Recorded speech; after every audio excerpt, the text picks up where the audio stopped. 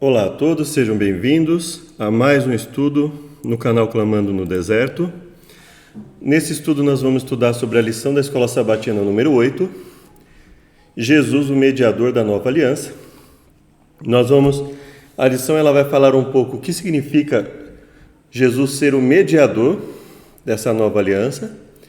Algumas características dessa nova aliança, seria uma aliança totalmente nova ou seria uma aliança que, em virtude de uma renovação de alguns aspectos da aliança que já existia. Eu convido você para mais uma oração, para nós iniciarmos o estudo. E caso você goste, veja o conteúdo como interessante, peço que curta, compartilhe e se inscreva no nosso canal para nos ajudar a divulgar ainda mais esse trabalho. Obrigado, Deus, por mais um momento que estamos aqui para estudar a Tua mensagem. Venha nos auxiliar em tudo que fizermos, nos perdoe por nossas faltas, pecados, ajude aqueles que estão passando por algum problema, seja ele físico, mental, espiritual, dívidas, doenças, problemas familiares. Nos dê sabedoria, nós imploramos em nome de Jesus. Amém. Então, começando a lição, nós vemos o verso para memorizar, Hebreus 8:6. Mas agora Jesus obteve um ministério tanto mais excelente, quanto também é mediador de superior aliança, instituída com base em superiores promessas. Nós vamos ver o desenvolvimento da explicação desse verso durante a lição dessa semana. Ao viver uma vida perfeita e morrer em nosso lugar, Jesus mediou uma aliança nova e superior entre nós e Deus. Por meio de seu sacrifício na cruz, cancelou a pena de morte que nossas transgressões exigiam e tornou possível a nova aliança. Ele é nosso exemplo. Fomos salvos não apenas por sua morte, mas também por sua obediência perfeita. A lição de domingo, a necessidade de uma nova aliança. A pergunta é, por que houve necessidade de uma nova aliança? E os versos são Hebreus 7, de 11 a 19. De sorte que, se a perfeição fosse pelo sacerdócio levítico, então veja que ele está abordando o aspecto do sacerdócio levítico, porque sob ele o povo recebeu a lei. Que lei? Primeiro ponto, a lei escrita. Segundo ponto, a lei relacionada ao sacerdócio levítico, não é? Ou seja, o sacerdócio levítico ele foi instituído a partir dali, a partir de Arão. Então, aí ele diz, porque sob esse sacerdócio, o povo recebeu a lei. Que necessidade havia logo de que outro sacerdote se levantasse, segundo a ordem de Melquisedeque, e não fosse chamado segundo a ordem de Arão? Então veja que ele está abordando um problema ou um defeito relacionado ao sacerdócio no aspecto dos homens serem sacerdotes. Então veja que ele não está abordando nenhum aspecto da lei da sua função preventiva de não ter outros deuses diante de Deus, não fazer imagem de escultura, não tomar o nome de Deus em vão, de honrar a Deus durante o dia de sábado, descansando e o adorando, honrando o pai e mãe, não assassinando, não adulterando, não furtando, não dizendo falso testemunho, não cobiçando. Então veja que ele não está abordando nenhum desses aspectos. Ele está abordando o aspecto da deficiência relacionada ao sacerdócio, a esse aspecto legal que exigia que o sacerdócio viesse a partir da descendência de Arão, não é? E aí por isso ele fala, que necessidade havia logo de que outro sacerdote se levantasse. Então esse é o foco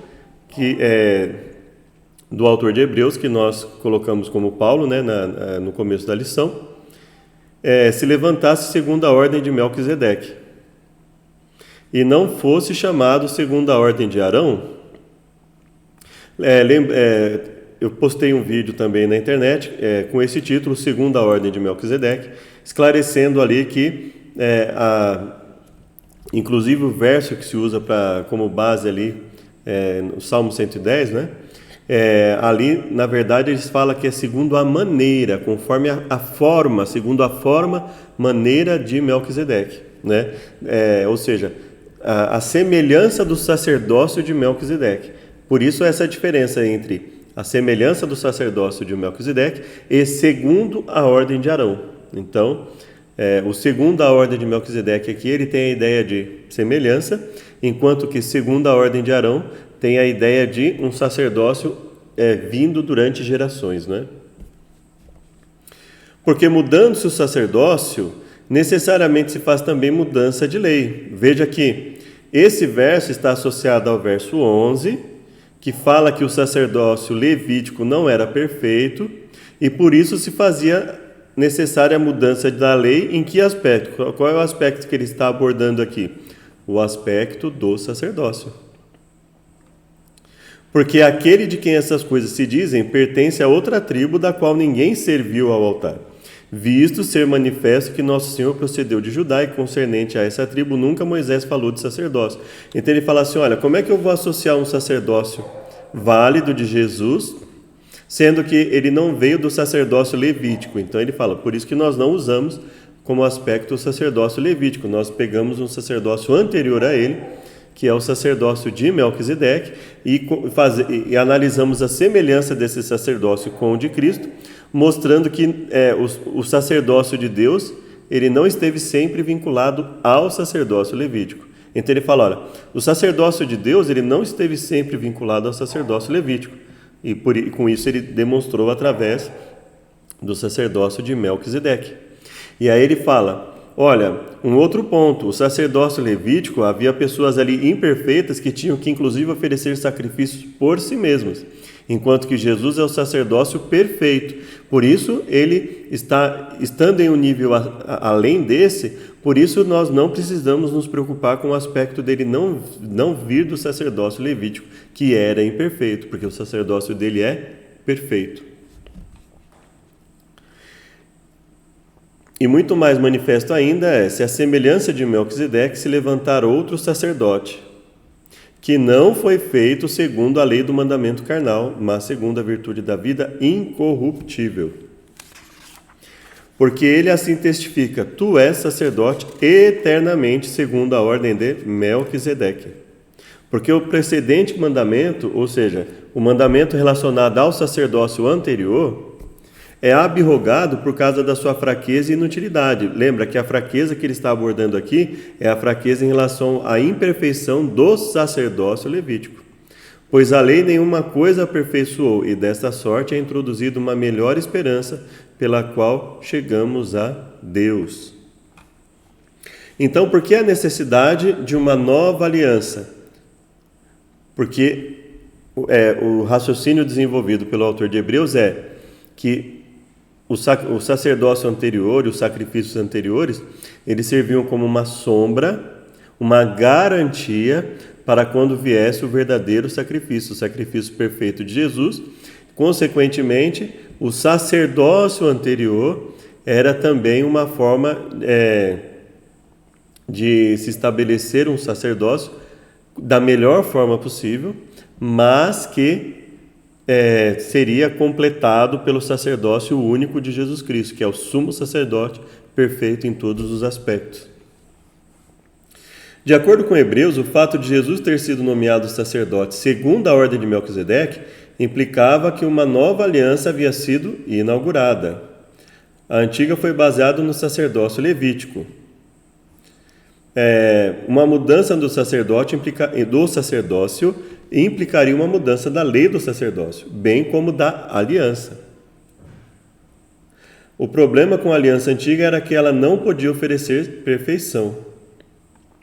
O sacrifício de animais oferecidos não podiam oferecer purificação total, verdadeira e total do pecado, e o sacerdócio levítico também, ele não era perfeito plenamente, porque as pessoas ali eram imperfeitas também.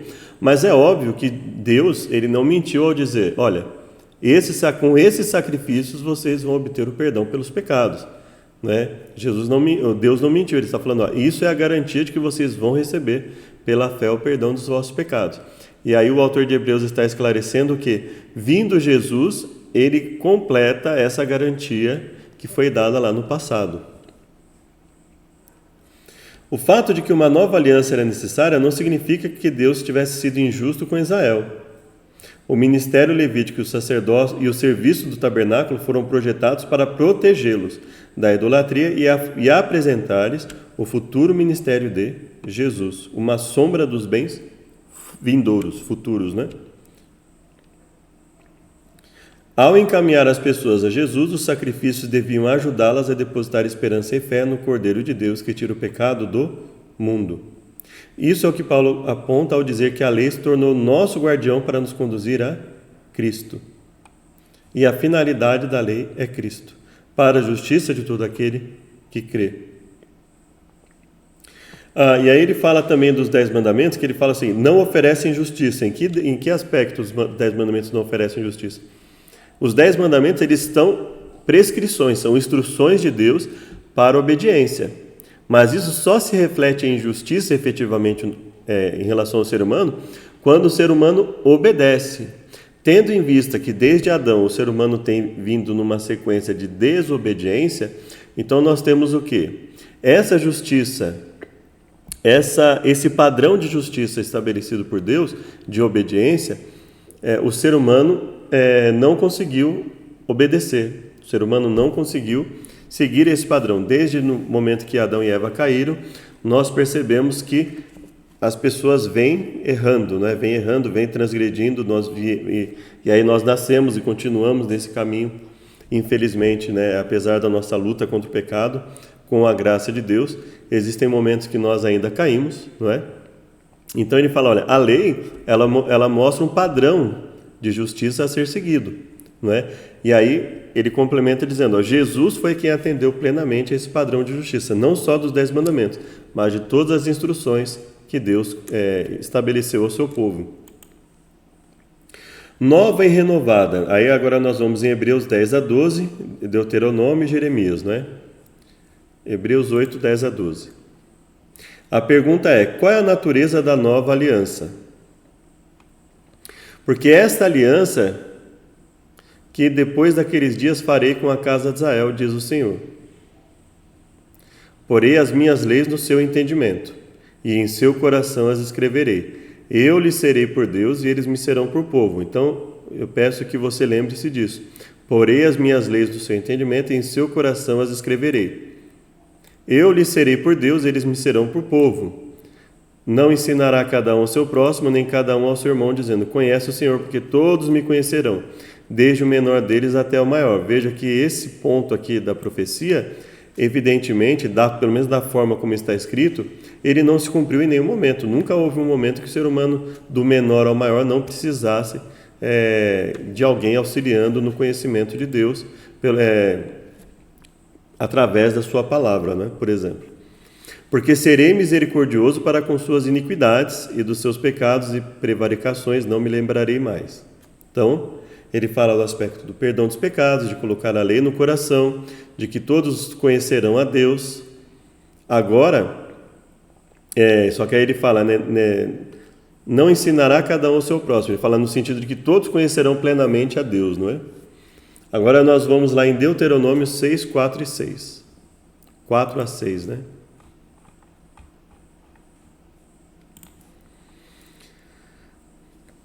Ouve Israel, o Eterno nosso Deus é único. O Senhor nosso Deus é único Senhor. Amarás, pois, o Senhor teu Deus de todo o teu coração, de toda a tua alma, de todas as tuas forças. Isso aqui tem muito, se parece muito com o aspecto de todos conhecerem plenamente a Deus, né? Essas palavras que hoje eu te ordeno estarão em teu coração. Olha só.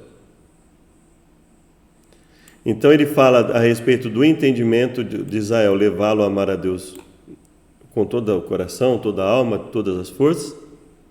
Fala da lei estar no coração e fala, e as ensinarás a teus filhos e delas falarás, assentado em tua casa, andando pelo caminho, deitando-te, levantando-te.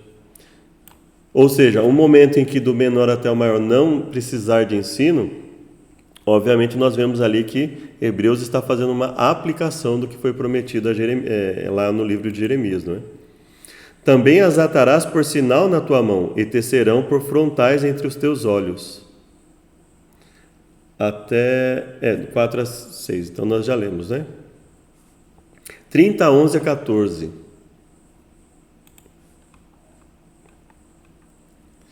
Porque este mandamento que hoje te ordeno não te é encoberto e tampouco está longe de ti. Vou ler na nova versão internacional. O que hoje lhes estou ordenando não é difícil fazer. O que hoje lhes estou ordenando não é difícil fazer. Nem está além do seu alcance. Não está lá em cima no céu, de modo que vocês tenham que perguntar: quem subirá ao céu para consegui-lo e vir proclamá-lo a nós, a fim de que lhe obedeçamos? Nem está além do mar, de modo que vocês tenham que perguntar: quem atravessará o mar para consegui-lo, voltando e proclamá-lo a nós, a fim de que lhe obedeçamos? Nada disso. A palavra está bem próxima de vocês. Está na sua boca e no seu coração. Por isso vocês poderão obedecer-lhes. Por isso vocês poderão obedecer-lhe. No verso 14, na Almeida Corrigida Fiel, diz: para a cumprires. Então Deus estabeleceu a lei não para provar para o povo que ele era incompetente na obediência. Pelo contrário, Deus estabeleceu a lei para que eles cumprissem, porque eles eram capazes de obedecê-la desde que se mantivessem sob a autoridade, sob o comando, sob a vontade, poder divinos, poder de Deus. Jeremias 31 a 34, que você pode ler aí na sua casa, que é basicamente a mesma coisa que nós lemos ali. Eis que vem dias, diz o Senhor, eis que farei uma aliança nova com a casa de Israel e de Judá, não conforme a aliança que fiz com seus pais no dia em que os tomei pela mão, para os tirar da terra do Egito, porque eles invalidaram. Na Almeida Corrigida Fiel usa o termo invalidaram. Na nova versão internacional, quebraram a minha aliança, apesar de eu ser o Senhor deles. E aí ele fala de colocar a lei no seu íntimo. E aí no verso 34, ele tem uma parte além, né? Que vai ver no verso 35. O 34 ele continua aquilo que Paulo utilizou no livro de Hebreus, ou o autor de Hebreus, se você preferir. O verso 35 diz assim, olha: assim diz o Senhor, aquele que designou o sol para brilhar de dia, que decretou que a lua e as estrelas brilhem de noite, que agita o mar para que as suas ondas rujam, o seu nome é o Senhor dos Exércitos. Somente se esses decretos desaparecerem de diante de mim, declara o Senhor, deixarão os descendentes de Israel de ser uma nação diante de mim para sempre. Assim diz o Senhor, se os céus em cima puderem ser medidos, e os alicerces da terra embaixo puderem ser sondados, então eu rejeitarei os descendentes de Israel, por causa de tudo que eles têm feito, diz o Senhor. Então veja que ele está dizendo o seguinte, olha, essa é uma promessa de manutenção do povo de Israel.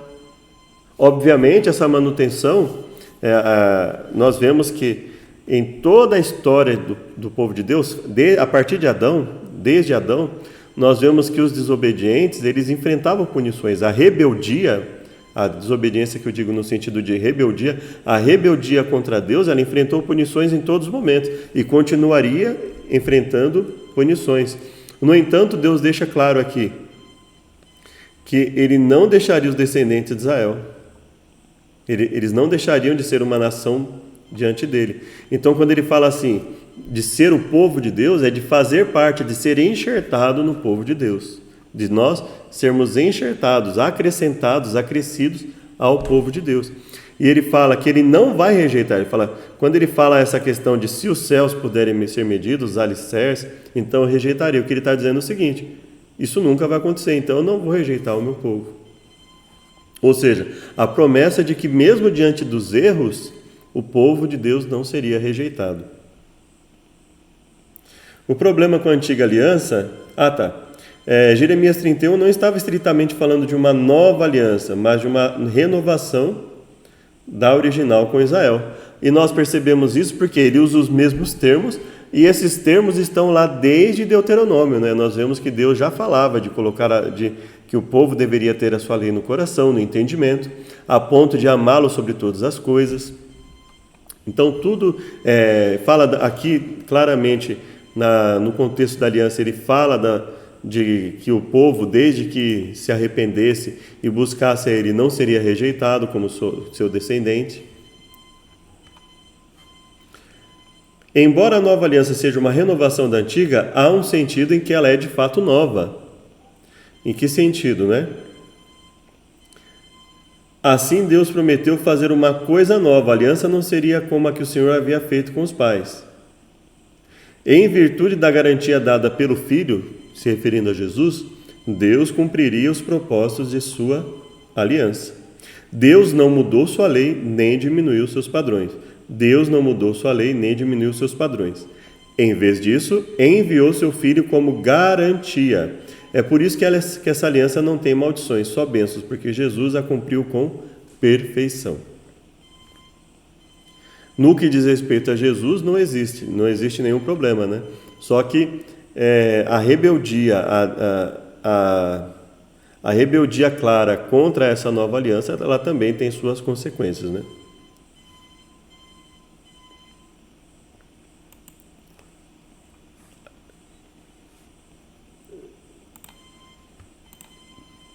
Terça-feira, a nova aliança tem um mediador melhor.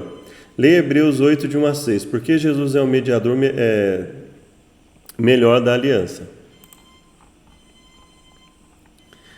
A suma de tudo que temos dito, o mais importante é que temos um sumo sacerdote que se assentou à direita do trono da majestade, ministro do santuário e do verdadeiro tabernáculo que o Senhor fundou. Todo sumo sacerdote é constituído para oferecer dons e sacrifícios. Ele fala, por isso que era necessário que Jesus tivesse algo a oferecer. Se ele estivesse na terra, nem tão pouco sacerdote seria. Ou seja, ele está aqui enfatizando o fato de que ele está como sacerdote no santuário celestial, os quais servem de exemplo e sombra das coisas celestiais. Então ele fala, olha, o que os sacerdotes faziam aqui era um exemplo e sombra do santuário das coisas celestiais, do santuário celestial, do sacerdócio celestial, do sacrifício daquele que se manteria como sacrifício no santuário celestial. E aí ele fala que o autor de Hebreus aqui, que no caso nós estamos mantendo como Paulo, mantendo a colocação do autor no caso, faze tudo conforme o modelo que no monte se te mostrou. Ou seja, o autor de Hebreus aqui ele está dizendo para nós o seguinte, olha, esse modelo foi um modelo real, de algo real que estava lá no céu. Não foi um modelo fictício, apenas uma projeção que Deus fez para que o homem soubesse como fazer o santuário aqui na terra. Não. Foi um modelo de algo real que existe lá no céu. Mas agora alcançou ele ministério tanto mais excelente, quanto é mediador de uma melhor aliança que está confirmada em melhores promessas. Porque Jesus é o mediador melhor da aliança. Aqui, o ponto que eu acredito que esclareceria melhor isso para nós, seria se o autor tivesse colocado logo de cara aqui para a leitura, os versos em que o autor de Hebreus, ele coloca que os sacerdotes humanos tinham que oferecer sacrifício por si mesmos, porque eles eram imperfeitos, o sacerdócio deles era interrompido pela morte, e com Jesus isso não acontece, por isso ele é mediador de uma nova aliança, ele é perfeito, ele é eterno, ele é o sacrifício perfeito, o sumo sacerdote perfeito, por quê?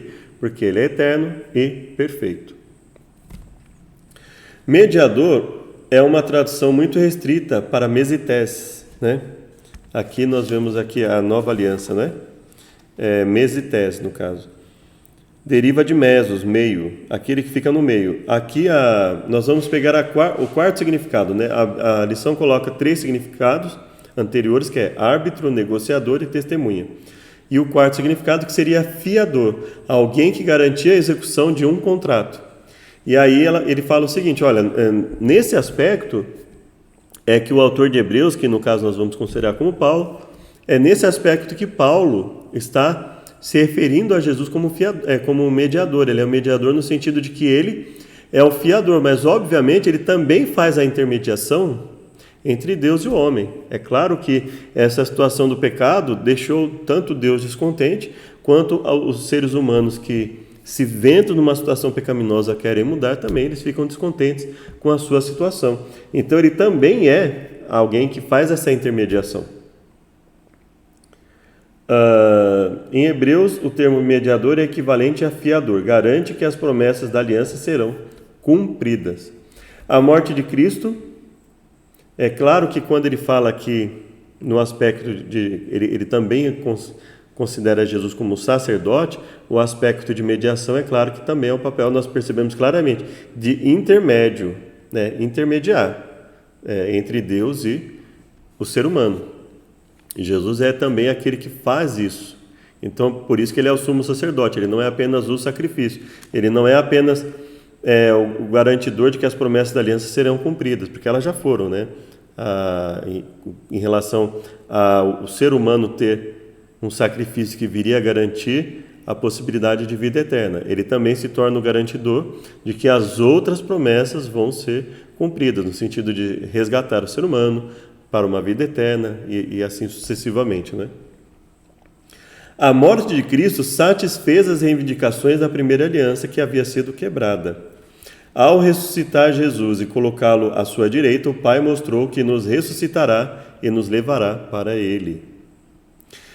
Jesus é um mediador maior do que Moisés, pois ministra no santuário celestial e se ofereceu como sacrifício perfeito por nós. Sim, Cristo atendeu às exigências de obediência da aliança. Diante disso, qual é o papel da obediência em nossa vida? A obediência é o resultado necessário daquele que é salvo. Aquele que é salvo pela graça, aquele que tem fé, em nenhum momento a Bíblia coloca a fé como algo separado de obras, de obediência. Então, a fé que leva às obras é o resultado necessário daquele que é salvo pela graça de Jesus, não é? Quando a Bíblia fala, sois salvos pela graça mediante a fé, isso não vem de vós, é dom de Deus. Ela está falando do processo de salvação pela graça mediante a fé. Isso não vem de vós, é dom de Deus. Agora, a fé, ela precisa ser desenvolvida em nós e ela depende da nossa aceitação. E ela leva à obediência. Então, a obediência é um requisito necessário, é o resultado necessário daquele que aceita a Deus como seu Salvador e como Senhor em sua vida, não é? A obediência não é mera liberalidade do ser humano. Em que sentido? Eu sou grato para não furtar, mas não sou tão grato assim a ponto de não mentir. Então Deus vai me entender, porque eu sou salvo pela graça mesmo. Não é nesse aspecto que a obediência se faz em nós, né?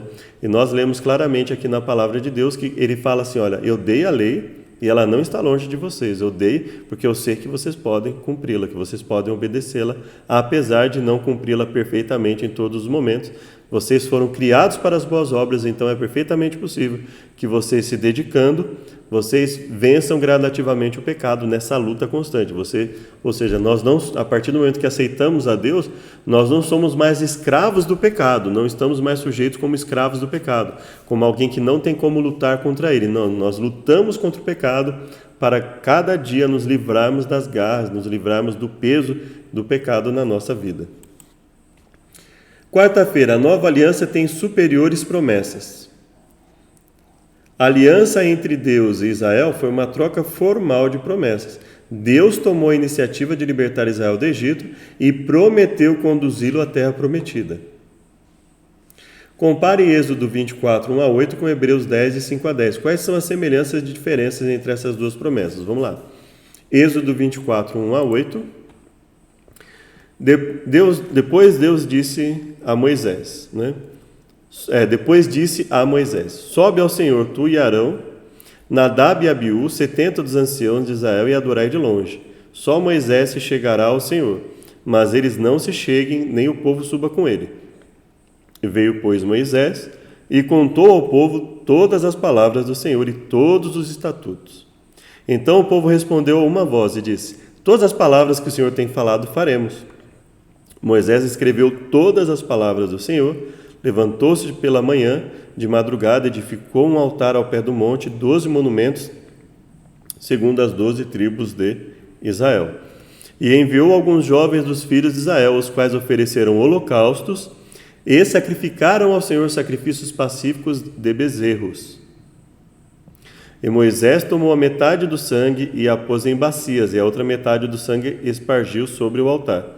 Tomou o livro da aliança, sacrifício, a lei, o livro da aliança, o leu aos ouvidos do povo, e eles disseram, tudo o que o Senhor tem falado faremos e obedeceremos. Então tomou Moisés aquele sangue e espargiu sobre o povo e disse, eis aqui o sangue da aliança que o Senhor tem feito convosco sobre todas essas palavras.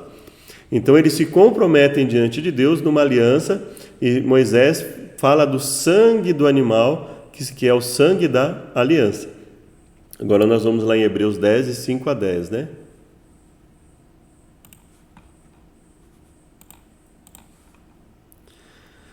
Por isso, entrando no mundo diz, sacrifício e oferta não quiseste, mas corpo me preparaste. Holocaustos e oblações pelo pecado não te agradam.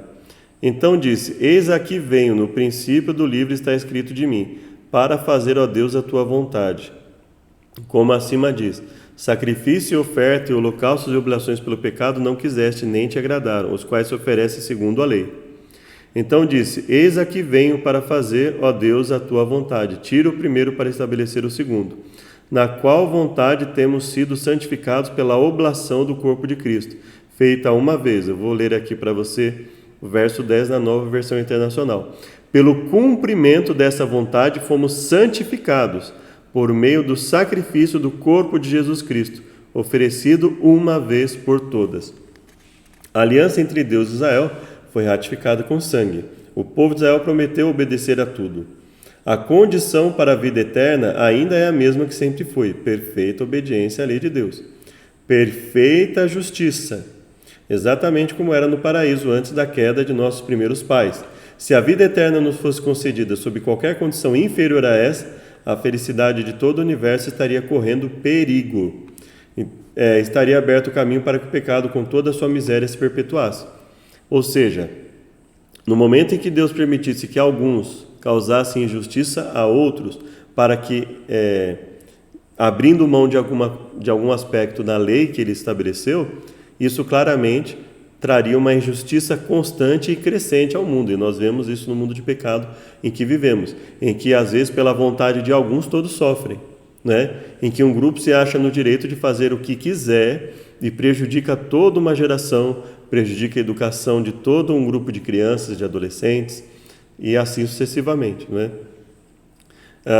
Um criminoso que resolve entrar numa casa e prejudicar toda uma família. Ou seja, por causa de uma vontade contrária às instruções divinas, tudo pode vir a se perder com essa família, e não só com a família, mas com todo um povo, né? Inclusive. E por isso que ela fala, estaria aberto o caminho para que o pecado com toda a sua miséria se perpetuasse. E ela está baseando isso não só na história que nós lemos, né? Na história bíblica, nas histórias bíblicas, no relato bíblico que nós vemos em todo o plano de Gênesis ao Apocalipse, como nós vemos também na nossa realidade e no próprio fato de que Deus diz o seguinte: agora que o homem se tornou como um de nós, conhecendo o bem e o mal, para que não tome da árvore da vida e vive eternamente, ele os expulsa. Ou seja, Deus, já sabendo de todo esse problema que haveria, ele fala, olha, para que eles não vivam eternamente. Deus satisfez as exigências da nova aliança através de Jesus. Ele requer que Deus dê a ele suas bênçãos. A obediência de Jesus garante as promessas da aliança. Ela requer que Deus dê a ele suas bênçãos, as quais então são concedidas a nós. Cristo satisfez as exigências da aliança, portanto, o cumprimento das promessas de Deus para nós não é incerto. Como isso nos ajuda a entender o significado de 2 Coríntios 1, 20 a 22? Então vamos lá, 2 Coríntios 1, 20 a 22.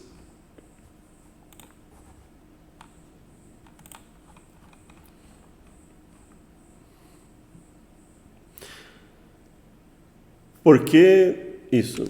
Porque todas quantas promessas há de Deus são nele sim, e por ele o amém, para a glória de Deus por nós. Mas o que nos confirma convosco em Cristo e o que nos ungiu é Deus, o qual também nos selou e deu o penhor do Espírito em nossos corações.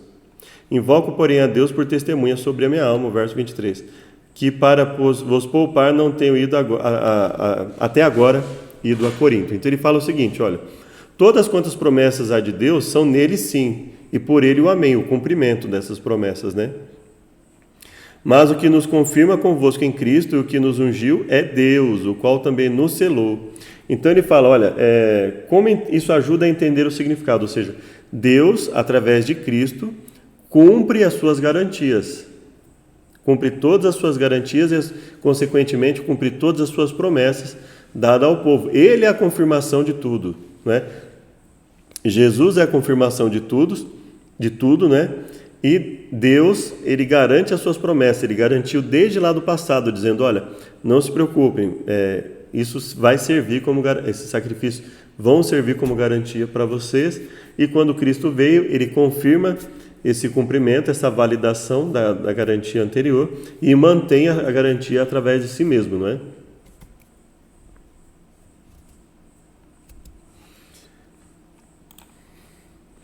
A nova aliança e o novo coração.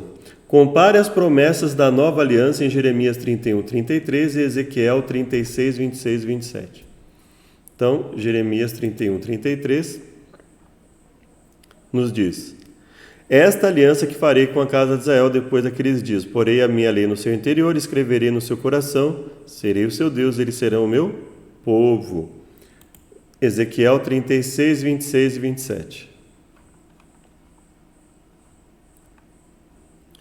E dar-vos-ei um coração novo, e porei dentro de vós um espírito novo. Tirarei da vossa carne o coração de pedra, vos darei um coração de carne. Porei dentro de vós o meu espírito, farei que andeis nos meus estatutos e guardeis os meus juízos e os observeis. Então você perceba que o padrão é sempre o quê? O padrão é sempre, olha, eu vou transformar a vida de vocês, vou transformar a mente de vocês, e essa mente transformada vai estar habilitada a me obedecer. Então é um conjunto de, primeiro, Deus oferece a sua misericórdia, resgatando o ser humano através do perdão. Segundo, ele modifica a disposição mental, a nossa disposição mental, a disposição da nossa mente. Tira de nós a dureza de coração, ou seja, uma mente que não está disposta a aceitar a Deus, e transforma essa mente em uma mente apta a receber a vontade de Deus, o poder de Deus para uma transformação de vida. Então, ele nos perdoa, nos oferece a misericórdia e, consequentemente, nos habilita a obedecer a sua palavra, as suas instruções. Como elas se relacionam? Então, basicamente, Deus está falando ali de ter um povo, assim como aqui ele está falando em ter um povo. Ele fala de colocar as leis no coração. Para que isso aconteça, o coração de pedra precisa transformar em coração de carne, ou seja, para colocar as suas instruções na nossa mente e garantir que pelo seu poder elas serão obedecidas por nós, é preciso que nós mudemos a disposição da nossa mente. Por isso, se nós tivermos na nossa mente que não é possível obedecer, a tendência é que nós caiamos no caminho da rebeldia. Agora, quando nós entendemos que, apesar de nós estarmos em erro, Deus nos concede o poder para obedecer, e por isso nós devemos lutar constantemente contra o pecado, para que não haja nenhum pecado acariciado em nós, nenhum pecado por rebeldia em nós, para que venhamos lutar para obedecer a tudo. E lutando para obedecer a tudo, nós não vamos deixar que nenhum pecado de rebeldia se finque em nossa mente e nosso corpo. O primeiro documento da aliança foi escrito por Deus em tábuas de pedra e depositado na Arca da Aliança. Documentos escritos em pedra podem ser quebrados, pergaminhos podiam ser cortados e queimados. Entretanto, Deus escreveria sua lei no coração do povo. Se refere à mente onde se tomam decisões conscientes. Essa promessa não simplesmente garantiria a todos o acesso à lei e o conhecimento dela, mas também promoveria uma mudança no coração da nação. Nós temos que ter em mente que quando a lei foi dada por escrito, antes da lei ser dada por escrito, Deus já queria que a lei estivesse na mente do ser humano. Ele já queria que o ser humano ensinasse a todos os seus descendentes, não foi exclusivo do povo de Israel. E quando a lei foi dada por escrito, Deus também falou que a colocaria no coração humano. Então veja, o que Deus queria é que, independente deles terem ali uma lei escrita ou não, eles entendessem os princípios que estavam contidos em tudo aquilo que Deus os instruiu e obedecessem. Obedecessem por perceber, através de uma mudança na mente, a necessidade de uma vida diferente. De uma vida em que pais e filhos, marido e mulher, empregado e patrão, amigos, em que todos possam viver de forma harmônica, em que um não cobice o que é do outro, não furte o que é do outro, não minta, não explore.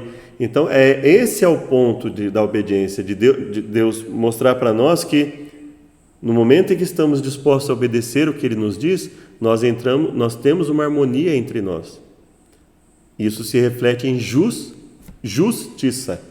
Agora, quando isso não acontece, quando desobedecemos, isso se reflete em injustiça. Injustiça. Jeremias não anunciou uma mudança na lei, pois o problema não era a lei, mas o coração. Deus queria que a fidelidade de Israel fosse uma resposta grata ao que o Senhor havia feito por eles. Deus queria que Israel obedecesse às suas leis como reconhecimento de que Ele queria o seu bem.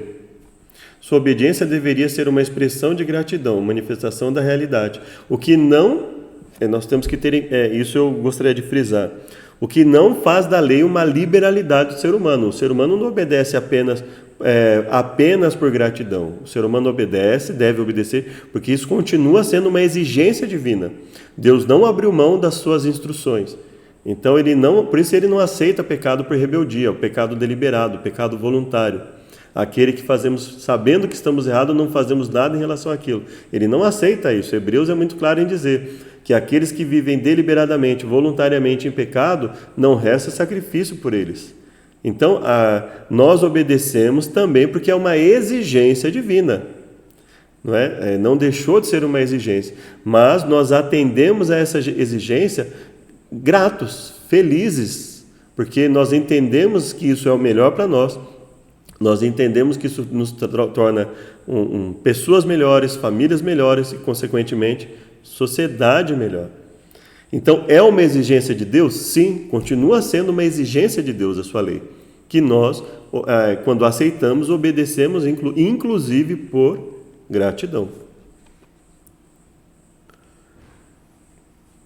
A verdadeira obediência vem do coração como expressão de amor. Se o antigo Israel devia amar a Deus, mesmo sem a compreensão da morte de Cristo, quanto mais nós devemos amá-lo, como a obediência manifesta a realidade desse amor? Através da obediência, né? Quando nós obedecemos a Deus, o amor de Deus por nós, ele se reflete no amor de um pai e de uma mãe por um filho, no amor de um filho pelos pais, no amor entre irmãos, no amor de um médico, de um enfermeiro, de enfermeira, de uma médica, de um auxiliar por um paciente, no sentido de ter ali compaixão e ajudar, de um patrão por um empregado, o empregado pelo seu patrão. E amor entre os vizinhos, nós refletimos esse amor e nós percebemos o quanto é bom viver assim, o quanto é importante que nós abramos mão de um sentimento egoísta em que só vale o que eu quero, o que eu desejo, eu tenho que ser livre em todos os aspectos e eu abro mão de parte disso para que todos possam viver em harmonia. Sexta-feira, estudo adicional. Caminho a Cristo, páginas 60 até 65, tá? Se nosso coração for renovado à semelhança de Deus, ou seja, se nossa mente for renovada, se o amor divino estiver nele implantado, é claro que viveremos em obediência à lei de Deus, ou seja, não tenha dúvida que isso vai acontecer. Quando o princípio do amor domina o coração, a mente no caso, quando o ser humano é renovado segundo a imagem daquele que o criou, a promessa do novo concerto é cumprida, que é a promessa de ter a lei nos corações, né? Se a lei estiver escrita no coração, claramente moldará a vida. Se a lei estiver escrita no coração, claramente ela moldará. Se ela vai moldar a vida, então nós não vamos mais ser escravos do pecado. Isso está muito claro na Bíblia e nos escritos de Ellen White também. Mas principalmente na Bíblia, que é a base de tudo, né? De toda essa fala. A obediência, nosso serviço e compromisso de amor, é o verdadeiro sinal do discipulado. A obediência, nosso serviço e compromisso de amor, é o verdadeiro discipulado. Aquele que diz, eu conheço e não guardo os seus mandamentos, é mentiroso e nele não está a verdade. 1 João 2,4. Em vez de dispensar as pessoas da obediência, é a fé, isso é que é muito confundido na mente das pessoas. Em vez de dispensar as pessoas da obediência, é a fé e somente a fé que nos torna participantes da graça de Cristo, capacitando-nos a obedecer. Vou ler novamente. Em vez de dispensar as pessoas da obediência, em vez de fazer com que a obediência seja desnecessária, uma liberalidade, tanto faz obedecer ou não, é a fé e somente a fé que nos torna participantes da graça de Cristo, capacitando-nos a obedecer. Quanto mais perto você estiver de Jesus, mais cheio de falta se sentirá aos seus próprios olhos, pois sua visão ficará mais clara, mas você perceberá que está em erro. Mas quando você perceber que está em erro, você vai fazer o quê? Você vai ficar parado? Eu vou ficar parado? Não. No momento que nós percebemos que estamos errados, nós vamos cada coisa que percebemos que estamos em erro, nós vamos lutar contra aquilo. Nós não vamos estar dizendo, eu sou pecador mesmo, eu estou errado. Não. Eu vou falar, não, eu sou pecador e eu vou lutar contra o pecado, porque não quero isso na minha mente. Agora, nós temos a mente de Cristo. Nós vamos fazer morrer a nossa natureza carnal, pecaminosa. Nós vamos lutar contra isso, nós vamos ser pessoas que vamos viver pelo Espírito de Deus. E suas imperfeições serão vistas em amplo e distinto contraste com a natureza perfeita de Cristo. Isso é prova de que os enganos de Satanás perderam o seu poder. Você entende que aquilo que você achava que era certo, aquilo que eu achava que era certo, eu percebo que é errado. E para que Satanás perca o seu poder, não basta correr com isso que estou errado. Que se eu perceber que estou errado e continuar fazendo erro constantemente, então Satanás continua tendo poder sobre mim. Então, ele só não tem poder sobre mim quando o pecado deixa de ser o meu dominador. Eu deixo de ser escravo do pecado e eu passo a ser um oponente do pecado. Eu passo a me opor a ele. E que a influência vivificante do Espírito de Deus está despertando você. Quem não reconhece a própria pecaminosidade não consegue desenvolver um amor mais profundo por Jesus. A pessoa que é transformada pela graça de Cristo passará a admirar seu caráter divino. Mas o fato de não enxergar a própria deformidade moral é uma inequívoca evidência de que não tivemos uma visão da beleza e da excelência de Cristo. Veja que enxergar a própria deformidade é diferente de se sujeitar àquela deformidade. Então eu entendo que eu estou em deformidade e a fé vai me capacitar a obedecer, a me afastar cada vez mais dessa deformidade de caráter. E aí essa deformidade de caráter, cada vez mais ela vai ficar afastada de mim e, consequentemente, gradativamente, a cada momento, eu vou deixar de ser um escravo, um servo do pecado, e eu passo a ser um servo de Deus e um oponente, um soldado no exército de Deus que luta contra todas as ciladas do inimigo. Segundo Ellen White, quanto mais nos aproximamos de Cristo, mais veremos nossos pecados. Como evitar que nossos defeitos destruam a nossa fé? Basicamente, entendendo Ellen White à luz das Escrituras e não o contrário. Tudo que Ellen White disser, você tem que analisar à luz das Escrituras. Ou seja, como eu analiso o que Ellen White fala em relação a reconhecer minha pecaminosidade? O que ela quer dizer é claro, quando eu analiso à luz das Escrituras.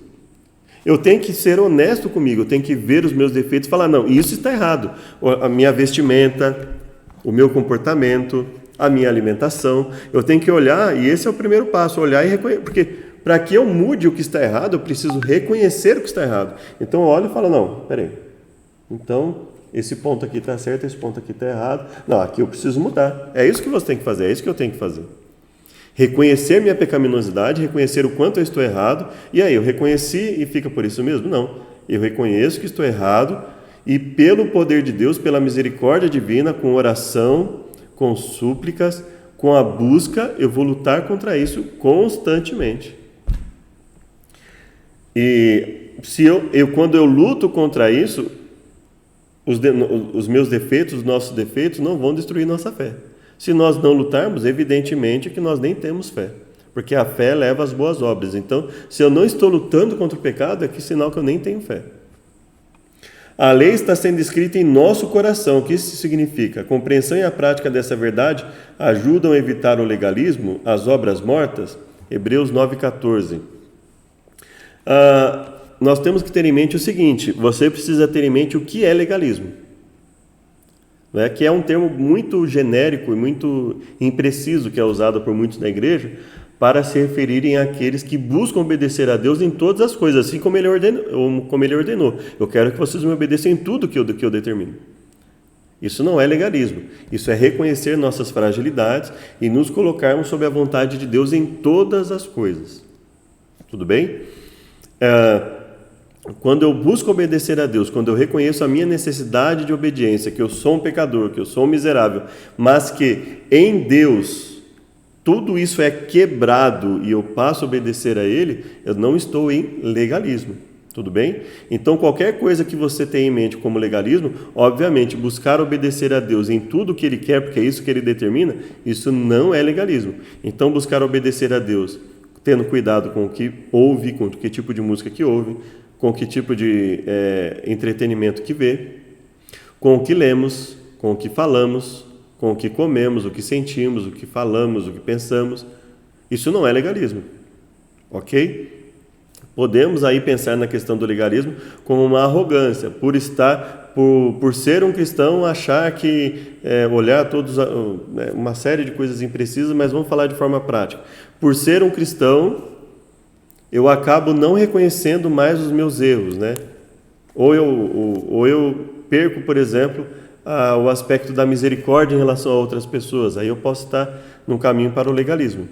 Ora, legalismo nunca foi nem nunca será, biblicamente falando, nunca foi nem nunca será a busca de obediência a Deus em todos os aspectos. Ainda que nós venhamos a falhar em algum deles, eu estou disposto e luto para obedecer a Deus em tudo. Então, se Deus fala para mim que eu tenho que tomar cuidado, que eu tenho que ter cautela, eu tenho que dormir, eu tenho que ter um horário certo para dormir, um horário certo para acordar, que eu preciso ter uma quantidade mínima de sono, vou fazer o possível para atender aqueles requisitos. Se na alimentação ele mostra para nós, pelos princípios que ele ensinou, que ele quer a nossa saúde, que ele não quer que nos destruamos, que existem alimentos que interferem, inclusive, na nossa capacidade de discernimento, eu vou obedecer aquilo.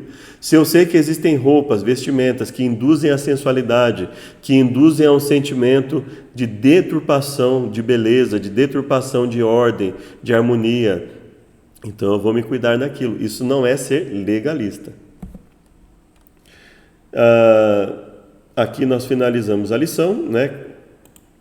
Se você quiser ir no site da Casa Publicadora, você também vai ter ali o esboço da lição e o comentário, a superioridade de Melquisedeque, né? Em que ele fala o seguinte: os levitas são novamente comparados com Melquisedeque, aqui, isto é, no sistema levítico, homens mortais. Ali, no caso de Melquisedeque, aquele de quem se testifica que vive. A mortalidade dos levitas é contrastada com a ausência de registro da morte de Melquisedeque. Melquisedeque nunca morreu? Sim, morreu, mas visto que sua morte não está registrada nas Escrituras, Paulo viu nele um exemplo perfeito para a eternidade de Cristo. Por isso ele faz uma comparação por semelhanças, obviamente sabendo que existem as diferenças. É superior aos levitas porque abençoou Abraão, o patriarca.